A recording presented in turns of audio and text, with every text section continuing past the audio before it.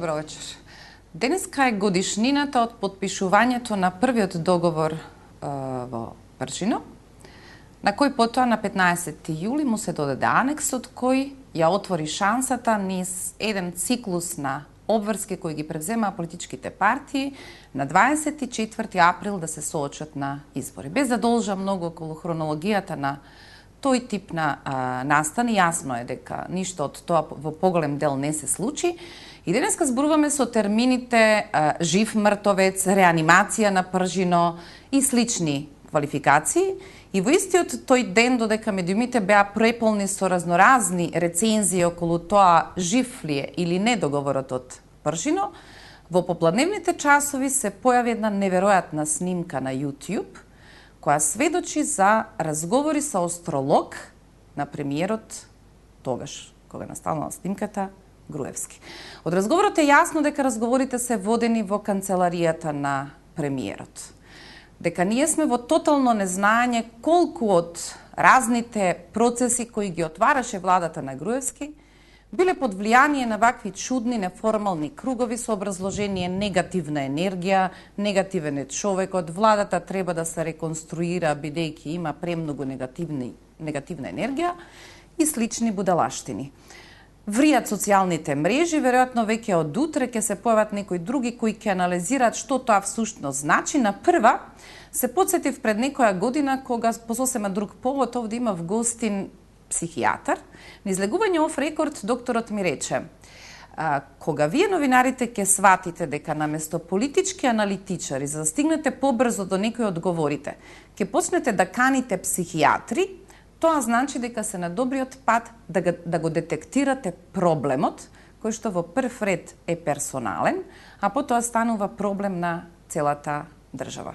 Тоа е на прва моето сеќавање, тогаш ми прозвуче потполно нејасно зашто мисли дека психијатри подобро би ја објаснувале оваа ситуација, но во 2 дена, ако ги погледнете сликите кои ги порачува ВМРО ДПМН за својата палата, оваа снимка и што ли уште нешто не знаеме, ние очигледно ќе бегаме од зоната на политичкото дефинирање на проблемите и ќе мора да побараме помош во некои други области во кои никогаш досега не сме сакале да ги позајмуваме мислењата, тоа се некакви други стручњаци, секако не политички аналитичари.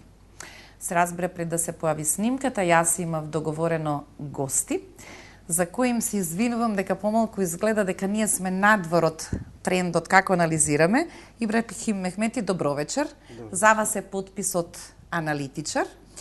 И вечер бе сакам да речам дека кога правивме разноразни анализи во студио, моите гости велеа ризикуваме да личиме на гатачки, бидејќи процесот е толку многу затворен и не се движи по никаква логика, така да можеме само да гатаме. И еве денеска сваќаме всушност дека не сме ние биле единствените во медиумите кои сме осудени тоа да го правиме. Премиерот тоа на подобар и попрофесионален начин се обидувал да го прави, да му биде важна алатка, предпоставам, за политичките одлуки. На прва, како се чувствувате како граѓани на оваа земја кога слушате дека премиерот може да губи време за вакви работи? Ова е само една епизода од тоа како ја се чувствувам.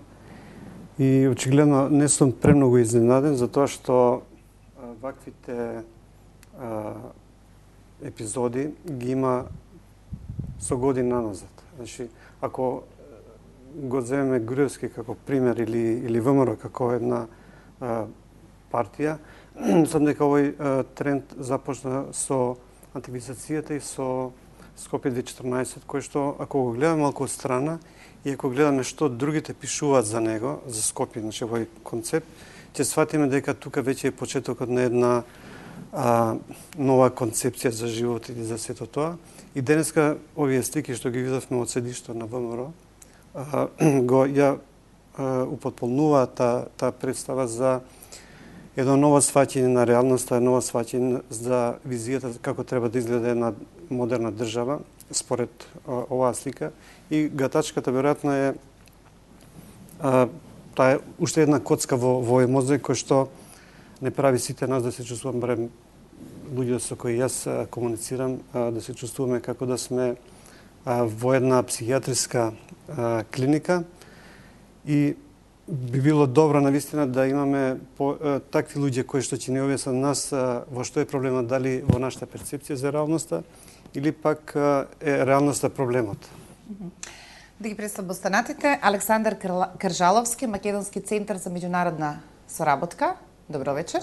И Тања Хафнер-Адеми, Балканска мрежа за развој на цивилното општество. Од составот на гостите вечерва сакам да се вратам во нашата реалност и мојата намера вечерва, ако предпоставките се дека сосема известно веќе од следната недела на поинаков начин ќе се вкрстат копјата во политичкиот ринг, со сосема известно ескалација на методите и од едната и од другата страна. Ми се чини дека лидерот на опозицијата тоа и него крие и најавува дека работите сосема скоро ќе изгледаат поинаку, веројатно од позиција на СДСМ.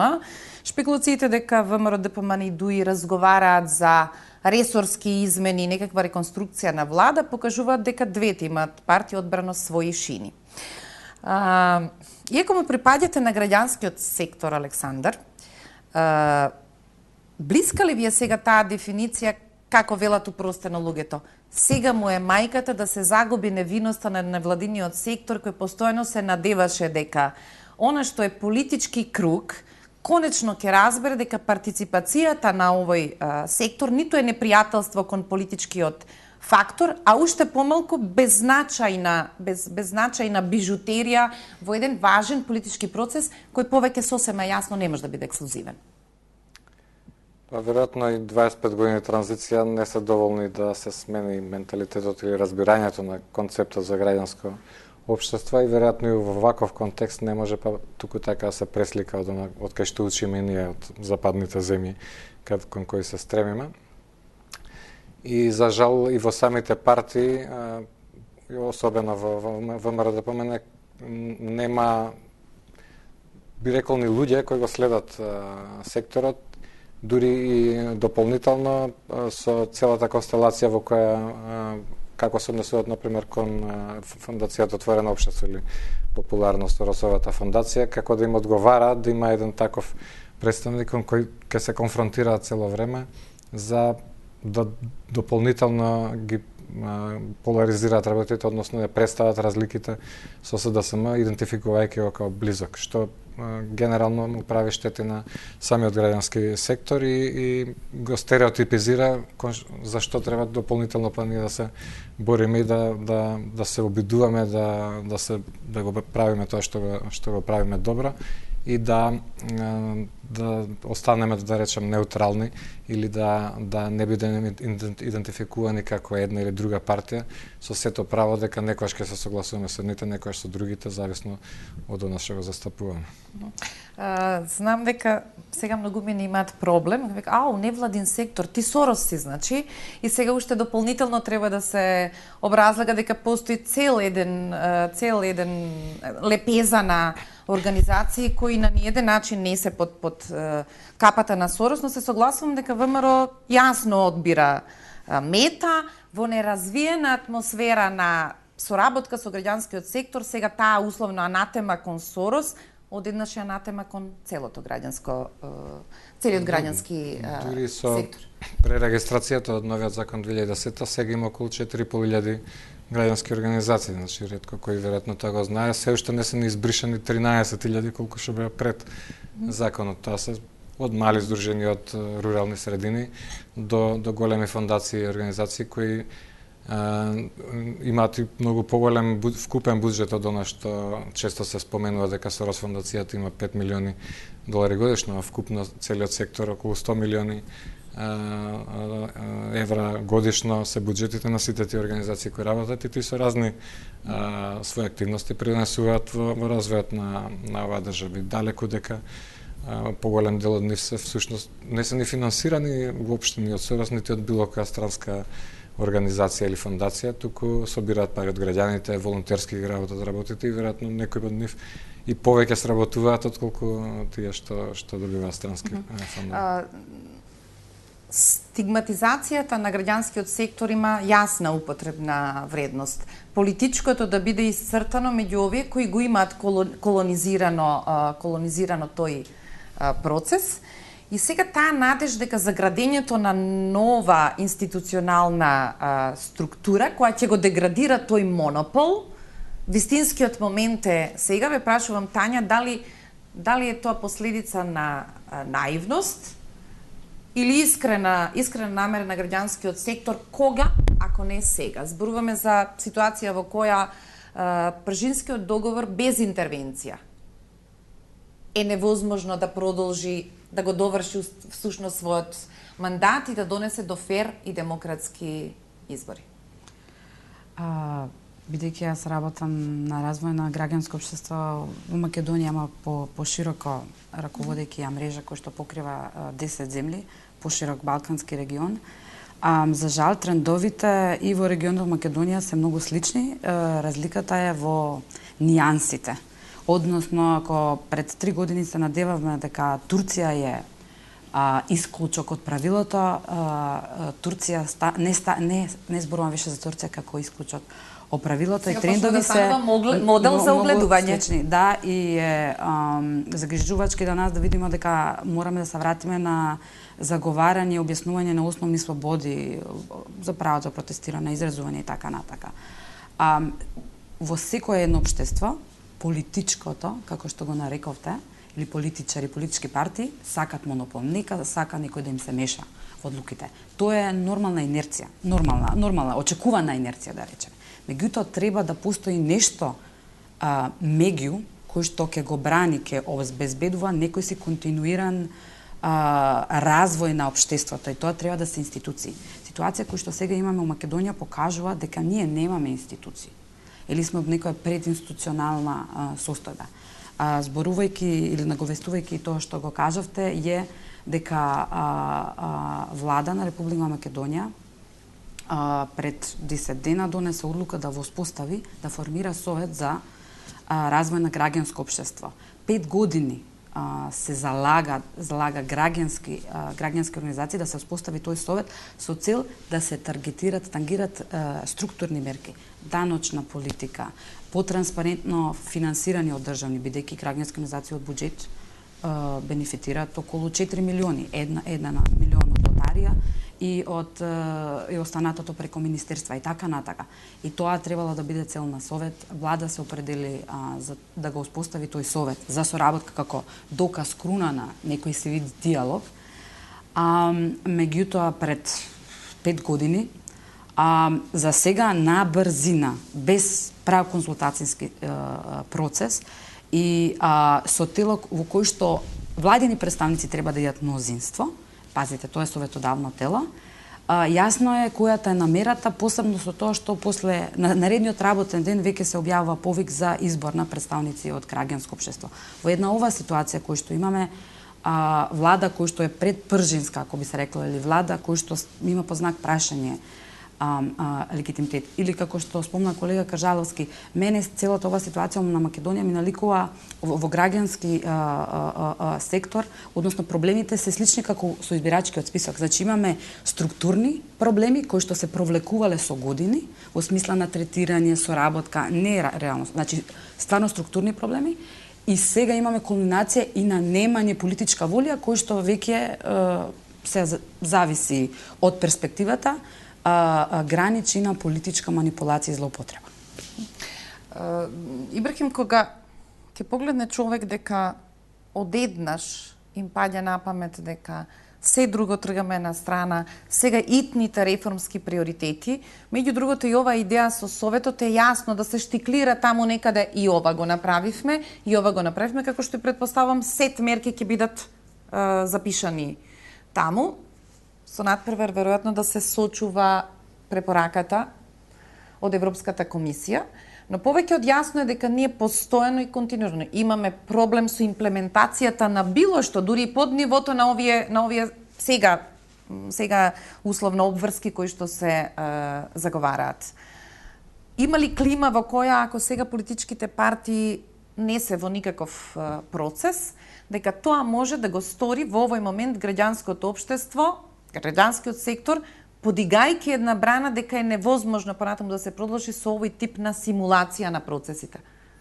Мислам дека се работи токму за тоа, ова првото што околу мерките на владата. Значи, во една ваква ситуација која што е прилично далеку од тоа што би требало да биде како нормална ситуација во една земја во развој, ние гледаме дека од една страна имаме блокада на процеси кои што ги очекува цел свет и тука се луѓето за тоа дојдени, а од друга страна имаме мерки кои што би биле типични за сосема нормални околности. И дури во голем број на медиуми гледаме вести за, не знам, тама заштита на некакви ретки видови или пак не знам што. Како да е, мислам дека се работи за обид да се дефокусира јавноста и мислам дека во тоа се успева во голема мерка, а не дека тоа има некаква своја цел. Значи дека владата има некаква намера да направи нешто. Сите овие работи, мерки или чекори кои што ги презема во овој период, зборам, се повеќе да се дефокусира, да се добие во време, за да не се реши главниот проблем кој што сите го очекуваат. Затоа што очигледно е дека во оваа ситуација кога имаме блокада на процесот на остварување на Пржинскиот договор, кога гледаме дека и меѓународната заедница се повлекува од сцената, иако не од самиот театар, но се повлекуваат малку вака понастрана, сега секој се обидува да направи тоа што му одговара највеќе. Не тоа што треба да се прави, за да се излече земјата криза, туку тоа што на нив ќе им помогне да го решат, да добият во време, и мислам дека ова со граѓанскиот сектор е можеби на голема штета, затоа што тоа е нешто што се прави еднаш, значи да се постави основата за развојот на граѓанскиот сектор. И доколку оваа основа се постави на вакви основи, мислам советодавно тело, кое што по логиката нешто би требало да советува владата, ако они самите се мнозинство, тоа се советуваат самите себе си. И можеме да замислиме што ќе се случува. Но реакцијата на ова, мислам дека не е на нивото на тоа што би се очекувало, затоа што повторно поентата е во тоа што луѓето се расплинати во оваа ситуација и мислам дека тука се прави еден лов во матно и резултатите ќе ги видиме подоцна. Кога ќе ги погледне човек податоците, зашто всушност ние зборуваме, и сега во политичкиот процес е како ова да е нешто специјално, одеднаш процесот станал премногу ексклузивен, сите пораки од меѓународните представници се неопходна инклузивност на процесот и останато. На крајот толку пати повторуваниот збор, кога ќе го видите во некакви бројки, табели, има сериозна генеза на подценување на се, кога ќе го грабнете изборниот мандат како плен, во кој што велите, сега јас имам мандат за се. Вие, Кажаловски, објавивте некакви податоци кои сами за себе алармантно зборуваат за недостатокот воопшто на развивање политичка волја за контрибуција на било кој друг, стручна експертиза, мониторинг на процеси. Од само една бројка дека од околу 550 закони, само 88 биле закачени во електронска форма, човек да ги види во нацрт верзија, и јасно покажува до кој степен е тој приватен, личен однос на партијата држава визави процесите кои просто не може да им бидат достапни никому. Да, и тоа се надоврзува на ова што го зборувавме. Јас се согласувам, мислам дека не се работи за некоја конспирација или продлабочена политичка игра за одлукава што е донесена, туку точно клекнување дугме останало незавршено уште од јануари, таму застана процесот минатата година, пред да почнат бомбите. И сега ВМРО мислам дека се обидува да покаже, наспроти ова што го зборува Тања за нефункционирање институции, да покаже нормалност на состојбата, враќање на предкризната и продолжуваме каде што застанавме. И дека ова е една од работите што останало незавршена и дајте се да завршим. И на сличен начин, се надоврзувам се на прашањево, функционираше пред да се воспостави новата техничка влада, бидејќи овие закони во најголем дел беа донесени неколку недели или месец-два пред да се внесат министрите од СДСМ во таа влада. И во таква ситуација на брзање на се што може да се заврши пред да се промени, бидејќи после ќе стане понеизвестно, се случи тоа што го констатиравме и што е бајаги назадување, бидејќи имаше всушност напредок 2 или 3 години во поголема респонзивност на институциите во однос на граѓанското општество и на враќање на барање на граѓани на предлози што се доставуваат, вклучително и ова на ЕНР што се објавуваат законите, да имаше многу поголема фреквенција и коментари и прифаќање на идеите што беа доставени од граѓани обични што виделе тоа што дале предлог свој. И сега тоа драстично намалено после 3 години напредок, сега сме пак 4 години наназад со само 2015 точно како што кажавте.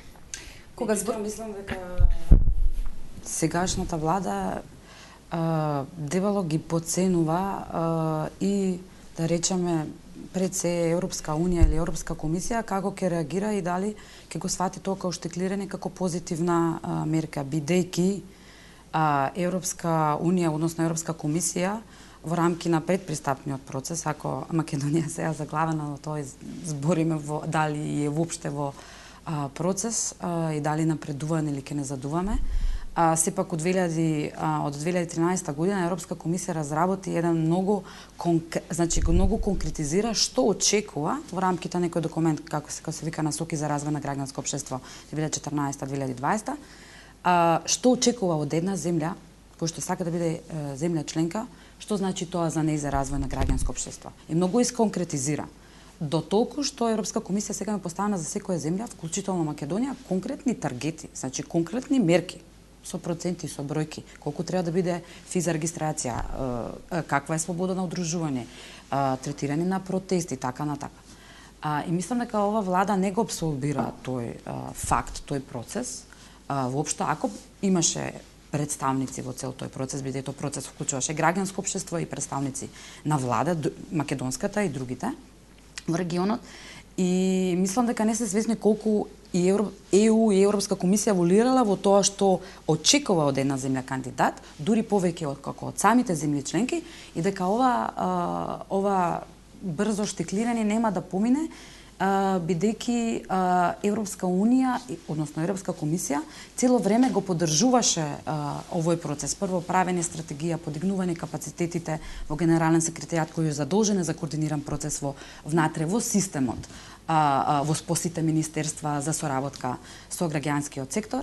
И мислам дека тоа нема така лесно да помине. Впрочем, и ако збориме за итни реформски приоритети, јас во минатиот мандат, а колега Александар пред тоа, бев избран представник од граѓанските организации во Националниот совет за европска интеграција. Тога се донесуваше стратегија, значи владина стратегија за соработка, тоа беше прв документ, стратегија владина што се консултираше или беше дискутирана во парламент. И тогаш веќе имавме една ситуација која што покажа дека ова не е вистинска подавање на рака. Структурна и можеби политичка, во смисла дека прв нацрт на документ беше сработен во исклучително инклузивна атмосфера, поддржана со проект на Европска комисија, техничка поддршка, експертиза, да на крај завршиме со ретерирање од страна на влада во мерките кои што заедно ги издизајнираме. Исто е со оваа одлука. Прв нацрт на одлуката, како треба да изгледа тој совет.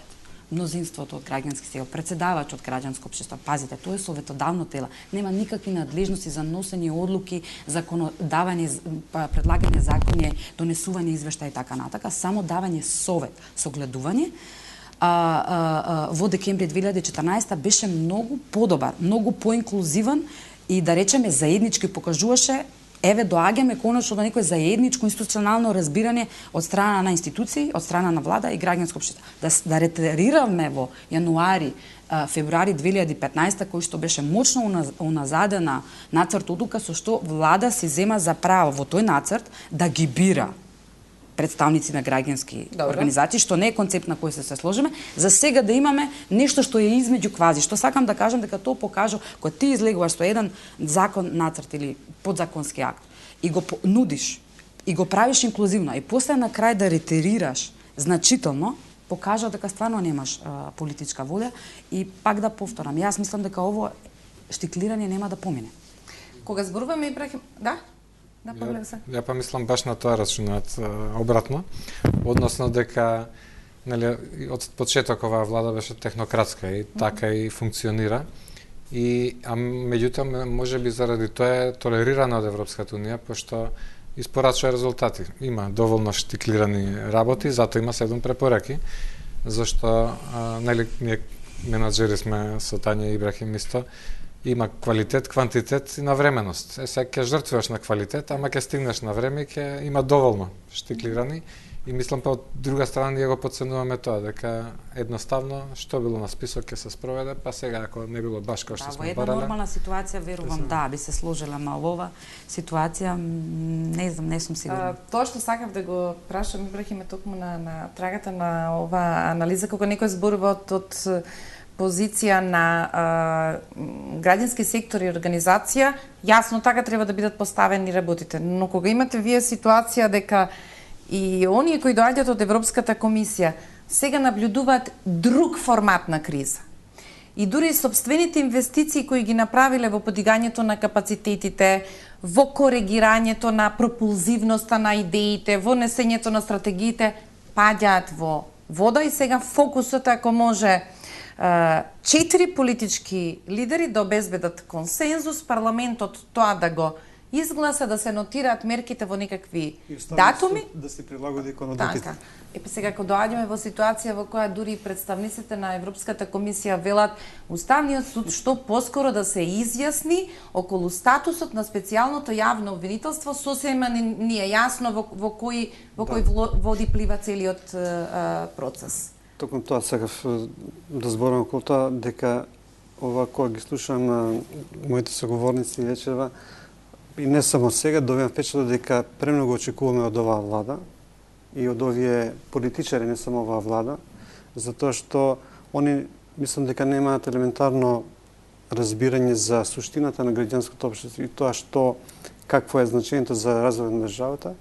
Не го гледат повеќе тоа во негативен контекст како нужно зло и сите овие мерки кои што они ги спроведуваат, а и значи не зборам само за оваа влада, да бидеме коректни, тоа го прават само за да изгледаат европски, да изгледаат дека ете знаат што е граѓанско општество, а во суштина не знаат. Но знаете што е важно, Ибрахим? Политиката живее во еден круг меѓу граѓанство, кој исто така прави тој тип на разлика. Ако те интересира политика за члени се во политичка партија, при што многу од работите нас потполно не ни се јасни. Значи, политичка партија и креирање политики, кога имате некаков владин мандат, мора да работите во јавно добро.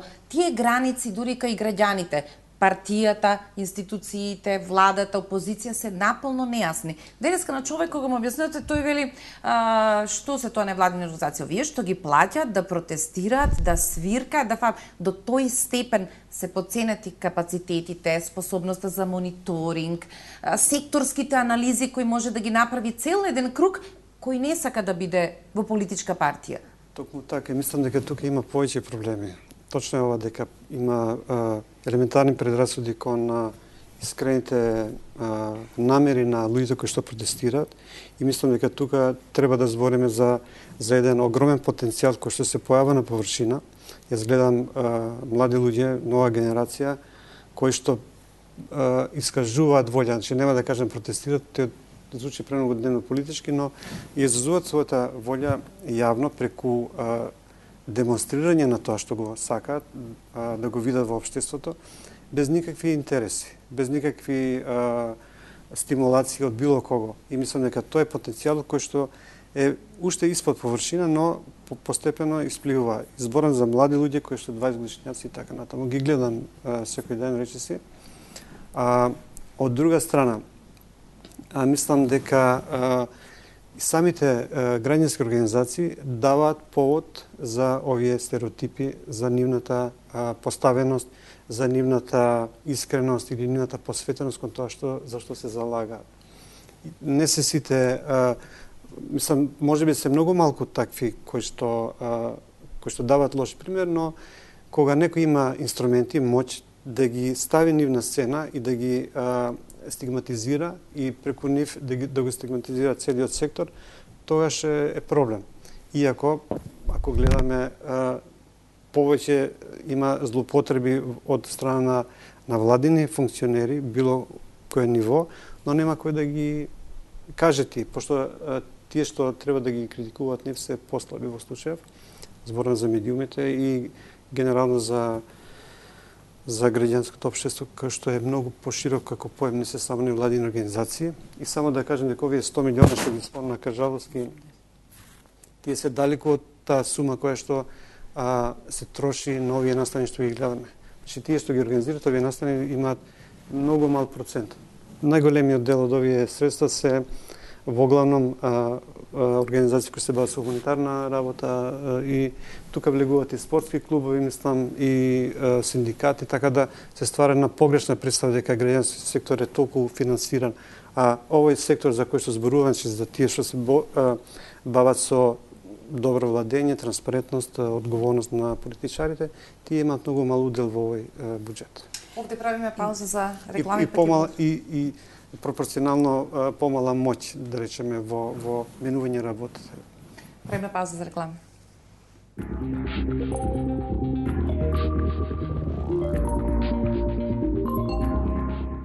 Искористете ги одличните услови за стекнување сопствен дом. Во промотивниот период до 39.2016 каматната стапка изнесува 2,9% годишна фиксна за првите 3 години и 6,85% годишна променлива за остатокот на периодот. Без надомест за одобрување и администрирање и без трошоци за процена на вредноста на инструментот за обезбедување. Кров над глава за сите нас. Имате пожар во стомакот. Гастрогард е брзо и безбедно решение за вашите стомачни тегоби. Изгаснете го пожарот во вашиот стомак. Гастрогард. Пред употреба внимателно да се прочита упатството. За индикациите, ризикот од употребата и за несаканите дејства на лекот, консултирајте се со вашиот лекар или со фармацевт. Ева на Македонија ви доделува вредни награди за енергетски ефикасен дом. Ажурирајте ги вашите податоци во Ева на Македонија и играјте за вредносни ваучери од 100.000 или 30.000 денари за целосно опремување на домот. А дел од корисниците може да добијат и сет за енергетска ефикасност. Проверете дали сте добитник на evana.mk. Евана, секогаш тука за вас. Сите имаме соништа кои сакаме да станат реалност. Време е да ги оствариш твоите соништа. Денес. Предизвикај ги своите граници со Алгаса. Мобил интензивен гел. Ја намалува напнатоста во мускулите и ја подобрува подвижноста на зглобовите.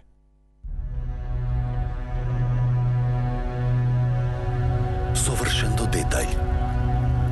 Со возбудливи линии и модерен изглед. Веќе со првиот допир. Знаеш дека овој даб е за тебе. Златен даб. Само за вас, најдобрата понуда овој викенд, единствено во Тинекс, од 3 до 5 јуни. Свински бут, 241 денар, свинска кревенадла, 215 денари, свински ребра, 199 денари, кравјо сирење екстра, со подарок макарони дивела, 229 денари, диња, 65 денари, сокот ананас стерил гарда, 75 денари, универзално средство Ајакс, со максимално добра цена, 103 денари. Тинекс. Секој ден со вас. Изберете VIP комбо пакет и добијте телевизија со најмногу HD канали, супер брз интернет, фиксна и мобилна линија. Се во едно, без претплата цело лето. Јавете се на 0800 787 87 и нарачајте. Повеќе за вас. VIP. Понекогаш помислуваш кога светот би застанал барем за миг. Но светот не застанува. И затоа биди храбар и направи го првиот чекор. Нов Best Beyond со рум во 2 заводливи вкуса. Какао и млечна чоколада со кекс и забајоне со крцкава бела чоколада.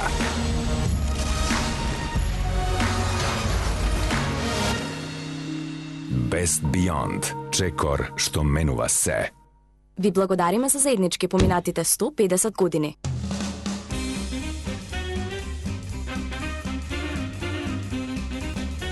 За сите суперхерои, принцези, автомобилисти и забавувачи, омилените сокчиња доаѓаат во добро познато пакување.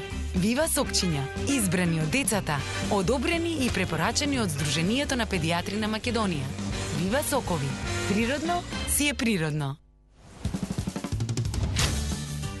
Конечно, домашен јогурт со акциска цена од 50 денари. Со љубов од Алпско млеко.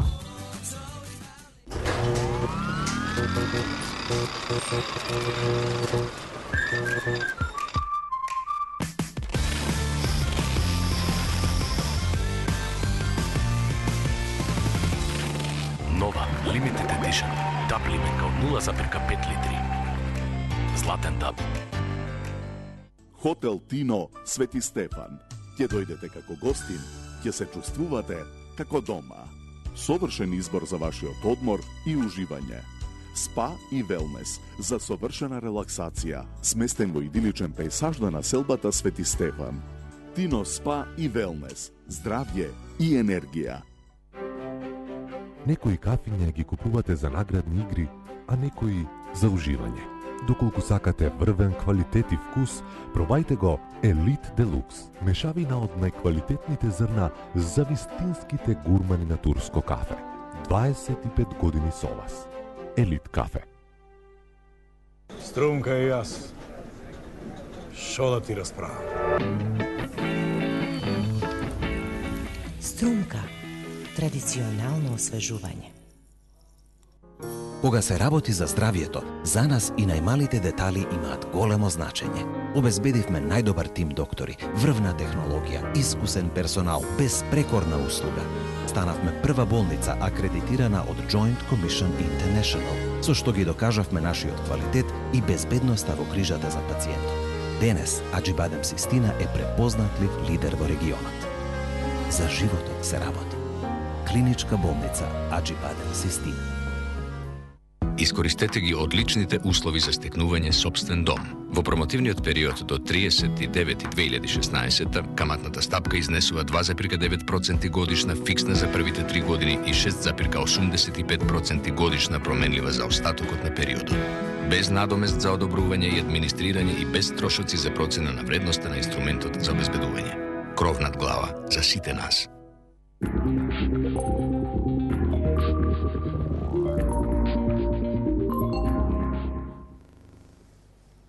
Се враќаме назад.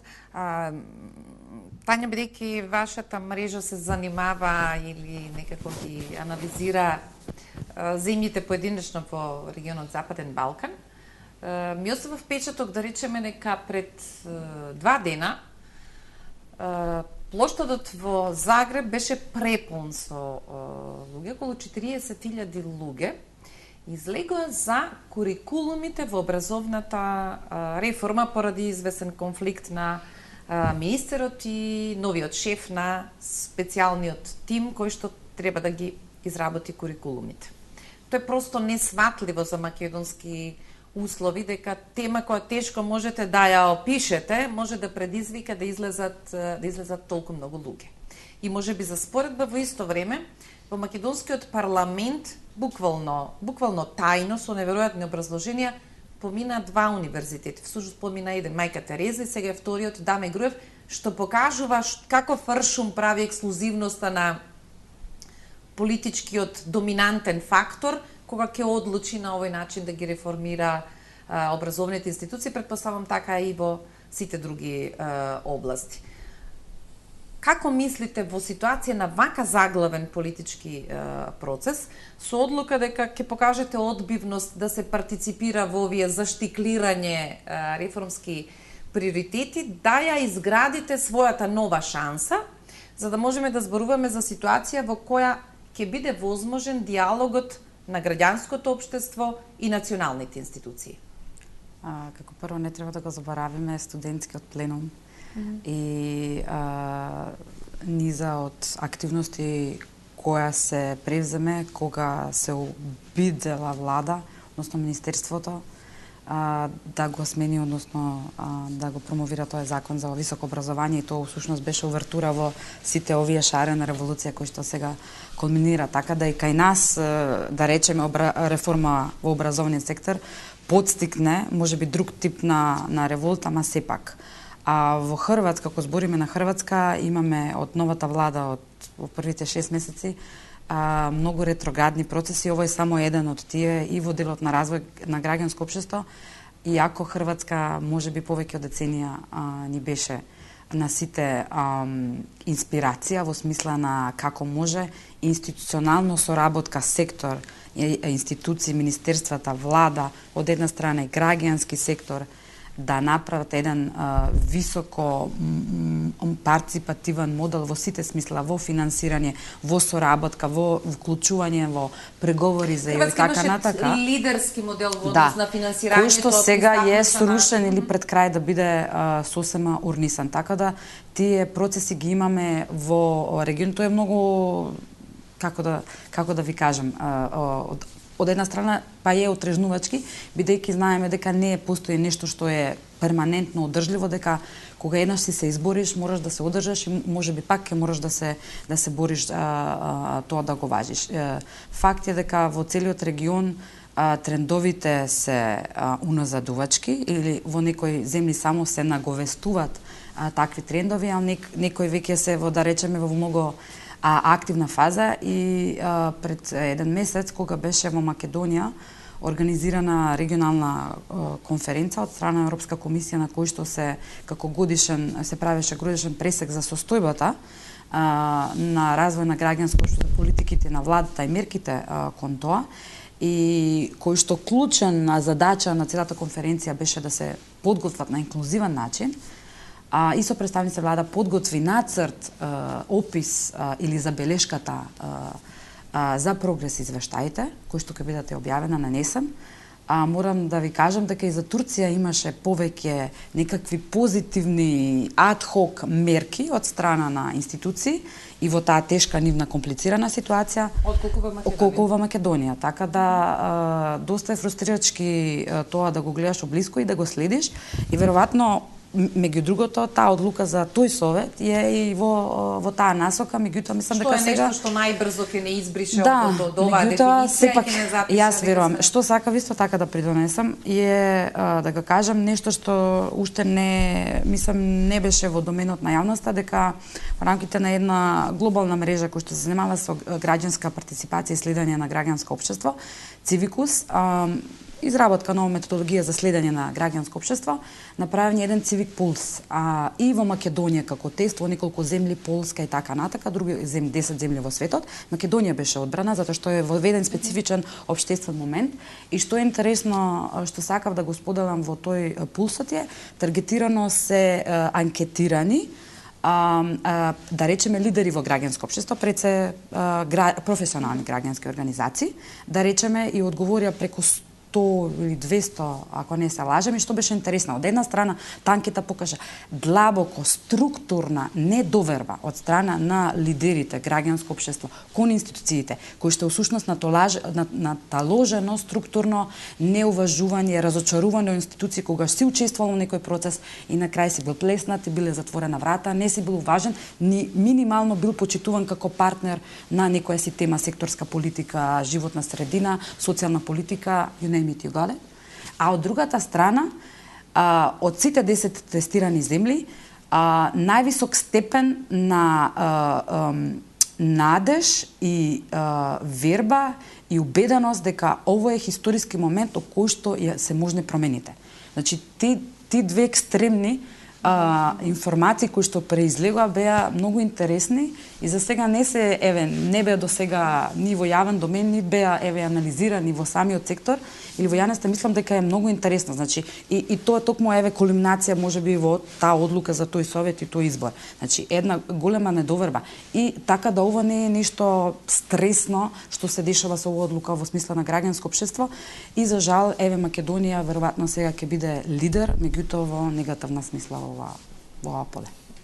Ако можем да извлечам од Тањи за завршницата на разговорот кон вас двајцата, Кога ќе ги погледнете авторитарните тенденции сега во земјите во опкружувањето, првиот симптом дека се работи за истата дефиниција е говорот на политиката кон граѓанското општество. Тоа веќе почнува да се случува отворено на Србија. Тоа почнува да им се случува на земјите кои тргнуваат во потрага кои се овие во прстенот околу нас цивилното општество. Тоа е првиот знак дека државата живее авторитарни тенденции. Во таа смисла претпоставувам Македонија не е исклучок. И не е само во регионот, можеби ние повеќе го следиме и поинформирани сме што се случува и повидливи се, поблиски ни се ситуациите, меѓутоа и генерално и во Европската унија, посебно со заекнувањето на десничарските тенденции и влади, каде што 2/3 мислам дека се, доаѓа до кратење на буџетите за токму оваа поддршка што ние добиваме, условно речено, и тоа се рефлектира, има реперкусии понатаму, ама генерално помина, да речем, тоа време на глобален ентузијазам и филантропија и давање, и тоа со милениумските цели на Обединетите нации се констатира дека не се успеа, им пред 15 години се залага за 0,7% развиените земји да одвојуваат, само Данска и Холандија го постигнаа тоа од буџетот, толку да се издвојува за развој глобално. Сите други не стигнаа до тоа ниво, некои далеко тоа. Сега со промените во некои од тие земји и натаму паѓа тој процент. Од друга страна, тоа јас мислам, извини што опаѓам, парадокс, бидејќи од друга страна тоа е јасен одговор на моќта што се показва преку овие нови форми, кои што е многу малце потешко форми на граѓанско општество, еве протестите, социјалните, организирани преку социјалните мрежи, социјалните движења, кои што е многу потешко да ги... Нема телефон на кој ќе се јавиш. Не знаеш на кој, како професионална организација, тој е регистриран, тој е правен субјект, може да пратиш инспекција, нели? Пример. И такви појави имаме во регионот, имаме денови во Македонија. И тој е веројатно и одговор на еден систем, една елита или институција која што сака да контролира, која наспротив себе има нешто кое што не можеш така лесно да го контролираш, дефинираш. Тоа се лидерлес движење, кој што сега ги нарече. Значи, нема дефинирано кој е лидер. Хоризонтална е. Да. И тоа е и ова, да речеме, шарена еволуција што се дешава тука во Македонија. Така да мислам дека тоа е многу опасно, кој што тука во Македонија, во регионот, тој е опасниот тренд, мислам. Еве да нови пак се менја законот за полиција. Се додефинират видео и така наречено снимање и следење. Имаме драстична промена со 4 конкретни мерки за следење за гумени куршеми така натака минатата година. Гледаме, значи, уште немаме независна истрага за 5 мај и сите други појави кои што се појавија или одговори на тоа, кои што беа многу драстични. Така да мислам дека од една страна е тоа глобална појава, ама тоа мислам дека е одговор на структура кој што мора да се соочи со некој нов вид структура кој што не може така лесно. Иако ми е тешко да признам, веќе сме пред крај на емисијата, иако ми е тешко да признам, политика која е разголена, обично би сакала да тактизира со ваквите мерки, прво што би рекла, сега гумени куршуми.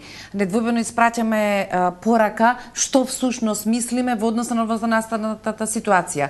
Вие имате владин концепт или владина политика, вика, слободно веднаш испрати им порака, и гумени куршуми, и фотографирање за окружување, така да ние веројатно живееме друга една конструкција на јавност, друг начин на комуникација. И тоа што ми е важно за крај на нашиот разговор, ако денеска темата е сакаме директна партиципативна демократија, невозможно е веќе со представничката, дали подигањето на позицијата на невладиниот сектор, граѓанскиот сектор, во една професионална партиципација околу политиките на една држава стратешки, е поважниот и повозможниот получекор, отколку да речеме идеализмот дека сега бака ќе се ставиме во ситуација на ново уставотворно собрание, ќе распуштиме институциите и сега ние во некаков сосема друг концепт на партиципативна граѓанска демократија ќе ги дадеме резултатите. Нали ви е поверојатно дека ова е подобриот концепт кон кој треба да се притиска? Кон овој концепт како получекор, дека граѓанските организации мора да го обезбедат својот пристап кон градењето стратешки политики. Како прво мислам дека реакцијата кон граѓанскиот сектор која што се манифестира во Македонија и во некои слични земји со слична констелација е резултат на заекнување на граѓанското општество, особено што кај нас не постоело воопшто. И сега никој не знае до кај ќе стигне овој развој. На запад они веќе знаат до каде може да оди, пошто имало падови и се вика развој, кај нас е во развој цело време. И сега тука имаме можеби конкуренција малку и затоа и нервозно се реагира или пак се обидува да се подкупи со пријателски пораки, да речеме од опозицијата, да се подкупи во наводници, да се створи еден пријател кој што може да стане силен фактор во општеството. Тоа можно политички е сосема легитимно. Тоа е сосема легитимно, се разбира доколку се работи за... Доколку тоа го сака граѓанскиот сектор. Доколку го сака граѓанскиот сектор и доколку двете страни се свесни за границите кои што треба да постојат помеѓу нив, да не се преминати и граници, тоа ќе се изгуби смислот на овој процес. И во овој контекст исто така е важно да се каже дека за граѓанскиот сектор да го добие своето место, треба исто така да се обиде и да створи некакви вредности, некакви критериуми, некакви своји стандарди кои што ќе му обезбедат поголема почит и што ќе го легитимираат појасно. Кој ќе го легитимира, да. Добиваме знаци дека сме готови со терминот за емисијата. Ви благодарам што вечерва бевте мои гости. Не се сомневам дека тоа е само штиклирање околу Советот за соработка со граѓанските организации, ќе видиме понатаму со која сила и со кој концепт ќе биде возможно да се наметнат во процесот кој во следниот период веројатно ќе биде исклучително важен за земјата. Благодарам.